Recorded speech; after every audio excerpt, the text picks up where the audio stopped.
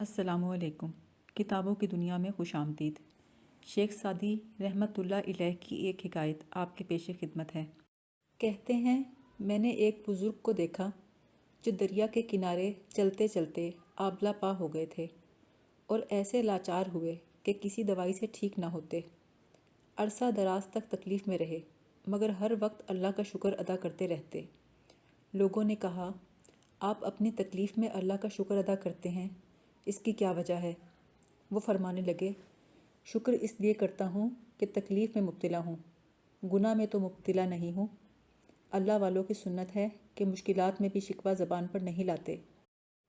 شیخ Saadi کہتے ہیں حضرت ایوب علیہ السلام کا جسم کیڑوں نے چھنی کر دیا تھا، مگر جب بھی اللہ نے پوچھا اے میرے نبی کیا حال ہے، عرض کرتے تھے یا اللہ تیرا شکر ہے۔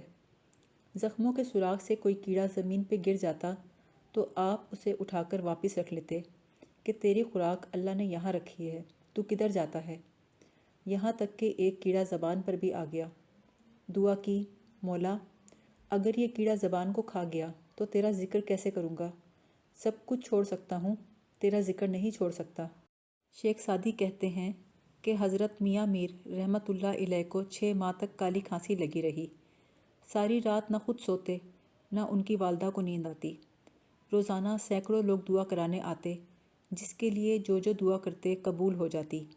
والدہ کہتی اپنے لیے بھی دعا کرو، تم 6 ماہ سے سوئے نہیں ہو۔ آپ ٹال دیتے۔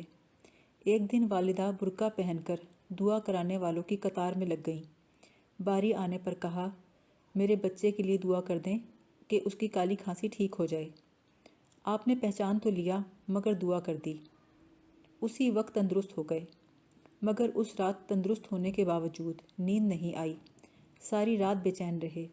ماں نے بے قراری کا سبب پوچھا تو کہا پہلے ہر رات اللہ پوچھتا تھا بتا میرے بندے تیرا کیا حال ہے، بس اس پوچھنے سے جو لذت حاصل تھی اس کی وجہ سے سینکڑوں تکلیفوں کا احساس تک نہ ہوتا۔